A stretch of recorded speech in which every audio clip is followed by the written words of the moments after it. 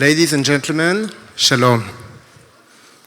It's a great honor for me to invite Minister Naftali Bennett, Israel's Minister of Education, to give his opening remarks. Prior to his current position, Mr. Bennett had the challenging role of serving as Minister of Economy in the last government. And he contributed largely to strengthening the relationship between China and Israel.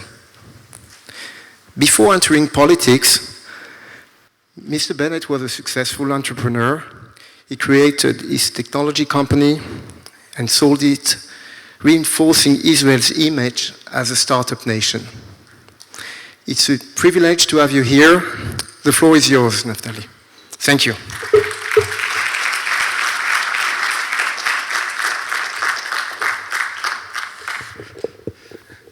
Good morning, everyone. It is a privilege to be here, especially with my former neighbor in the government, Mr. Yair Shamir. We sat one next to another and we'd sort of hit each other when something interesting happened. First of all, I want to thank all of you for coming, and I see many folks from China over here. And, in many cases, when you read news from far away, it seems all that's scary, and people came, and business is as usual. So thank you for that. I want to share with you a few exciting things that are going on in Israel, in our economy, and the underlying trends. I'll start with the bottom line. The bottom line is Israel is on a very good track. Israel is on a very good track, and on high tech I'm talking. And we're seeing year by year rapid growth. The high-tech industry, when I compare today's high-tech industry to the one I was in about 12 years ago, it's a whole different ballgame. Much bigger companies. Instead of early exits, companies continue and become billion-dollar companies in many cases. And, it's all just boiling in this high tech. Now, what's going on? A few very interesting things. One underlying trend is that we're seeing second and third generation entrepreneurs. All right, so 20 years ago, the Israelis had a very good edge on technology and innovation, but we were very much behind on the marketing and biz dev skills. Okay, so we had to go and get those sort of skills from abroad. The new generation, we're seeing consumer plays, lots of consumer plays, where Israeli companies, be it Wix, be it Waze, be it many others, are not afraid to build a product and not have to sell or work through a major American partner, but can go directly to market. Now, what happened was many of the companies who did exit had then sort of mushroom of new companies. I'll explain. There's a big debate in Israel, when should you sell the company? And there's a lot of criticism against companies that sell early. So I'll give you my personal example. In '99, I founded a company with three more talented friends than I. By the way, the proof is that they're still in high tech and I went to politics. But here's what happened. So we sold the company for about $150 million. It's an online security company. When you log on to banking with your username and password, we're the guys that make sure that you are you. Okay? So 7 out of 10 North American online banking transactions today still go through that company. But here's what happened to the company after we sold it. We had back then about 120 employees. Today we have 400 employees in Israel. All the other three founders, Lior Golan, Michal Tzur, and Bennett, each of them founded their own high-tech startup or joined one. One of them is worth $1 billion right now. The two others are in the 300 million area, and I'm just a minister. And another 3 employees founded their own company. So out of this one company that sold early, we have now 6 or 7 new successful companies. But this is just one example. This has been going on across the industry. So when you sell a company, you get these 7 other new ventures going on. There was a movie, a Spielberg movie called Gremlins. Do you remember that movie? So each gremlin sort of sprouted out these new gremlins. So I think Israeli industry is somewhat like that. Second thing, we've got a challenge. The challenge is that our pool of talent is being exhausted. We just are a small country, and everyone talented has been taken. That's why we're looking inward into new pools of talent. And specifically, one new pool of talent that we've not touched for many, many years is the group of Israelis called Haredim. Haredim are the ultra-Orthodox religious Jews. They wear black. These guys are really smart. They learn Torah all day. But we need them in the industry. We need their brain power in the industry. So the government, a few years ago, embarked on a big project to get them into industry. And in fact, they want to work. They don't want to just stay, in their own arena. So we're seeing more of them joining higher education, joining the workforce. I guess it'll take about 20-25 years to fulfill the whole process, but we're well into it. A second pool are the Israeli Arabs. We have roughly 15 to 18% of Israelis are Arabs, our Arab minority. The Arab women, especially, only about 20-25% of them work, whereas Jewish women roughly were at 75%. So that gives us a huge potential of growth. And the Israeli government, I as Minister of Economy in my previous role, worked very hard to increase their employment rates. And now, as Minister of Education, I can get them way earlier in life. So for example, for the first time ever, they're learning Hebrew from kindergarten instead of 3rd grade. So they'll be able to become part and parcel of our society and economy. That's a second very interesting area. In the education system, we're putting in extraordinary efforts to improve STEM education. But to be fair, the Israeli success, I was told, explain how the education system brings these results. To be honest, it's not about only the education system.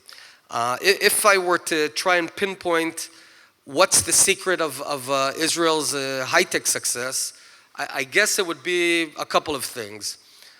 First of all, our heritage. I'll just give you a 30-second overview of Jewish history in 30 seconds. So there was the Jewish people in the state of Israel about 3,000 years ago. There was a kingdom founded by King David. Then the Jewish state was destroyed. Jews were dispersed all around the world. They came back, formed a second state about 2,600 years ago. That second Jewish state went on until roughly year 70 AD, and it was destroyed by the Romans this time. And this time Jews were dispersed again all around the world. And for about 2,000 years, Jews didn't have a homeland, so they had to move from one place to another. Now, they kept on getting kicked out from one place to another, from England to France, from France to Germany, here and there.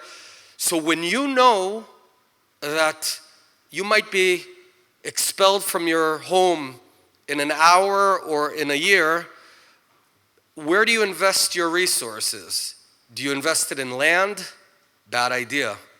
Do you invest it in what predated cars? Bad idea. You invest it in the brains of your children, because that's the one area that no one can take that away. When you move from Spain to Morocco, you carry your brains with you. So Jews for 2,000 years have been investing in education and literacy. And therefore, we've had 2,000 years of working on the intellect, and then came back to Israel about 100 years ago, 120 years ago. The second source, I think, of the success is the Israeli military. Here's the deal. So I was a company commander in a special unit in Israel. I had about 100 soldiers. The way it works in Israel, the hierarchy system is only so-so. Everyone here knows that as a commander, you can say, guys, this is what we do. They'll say, why? Why? Everyone wants to talk about it and think about it. No one salutes. A salute is unheard of in Israel, and all my soldiers called me Naftali, not Mr. Commander, even if that is what I very much wanted them to. And what happens is, at a very young age, and many people in the audience, I see many folks experience similar things as I did. At the age of 22, I was commanding 100 soldiers, and you had to get the job done. Now, no one cared how you got the job done. You have to get into, in my unit, there's anti-terror methodology. And basically, when there's hostages in a room, you need to get in the room. Now, if you can get in through the doors, that's fine. If you can't, you go through the windows. If you can't, on the ceiling. And if you can't, you break a hole in the wall. But you get it done. And that ethos of getting things done one way or another, somehow getting it done, but get it done, then is brought into the high-tech arena, and we get it done. We're going to get Citibank. I don't care how. We're going to get Citibank through her, through him. We'll ambush the CEO and ask him out to coffee. I don't know how. You get it done. And that ethos is very much ingrained in the Israeli public. And it's called, there's a term in Hebrew called chutzpah. Chutzpah. Chutzpah is a unique Israeli word which combines boldness, rudeness, and just having a nerve to do all these things. And that's part and parcel of Israel. We have downsides also. The flip side of getting things done is that usually young Israeli companies are not very good at long-term planning. That's not our forte. Ask for a 5-year strategy plan. Usually you won't get a good one. But who cares? In high-tech,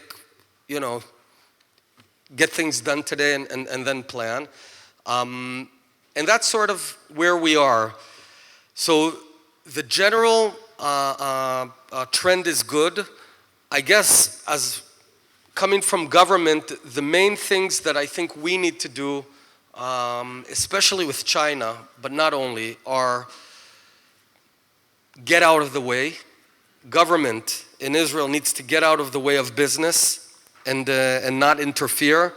I think in the high-tech sector, we've not interfered too much. We've been okay. In other sectors, we have interfered with devastating results, and now we're in the process of deregulating, fighting regulation, fighting bureaucracy. And the Prime Minister is adamant about pushing this through, and certainly we are. We need to make travel more smooth, visas, and cheaper travel between the East and Israel. We need mutual education. So I'm sort of, I see myself in a great degree as a gospel of China in Israel, telling Israeli companies, go to China, but we need to know each other more.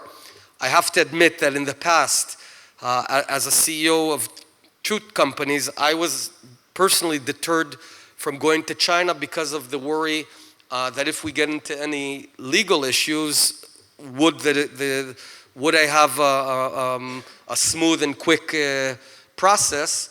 Not that in Israel it's so smooth and quick, but I think this is improving certainly in China. So I'm very optimistic about Israel's prospects. I think it's a good investment.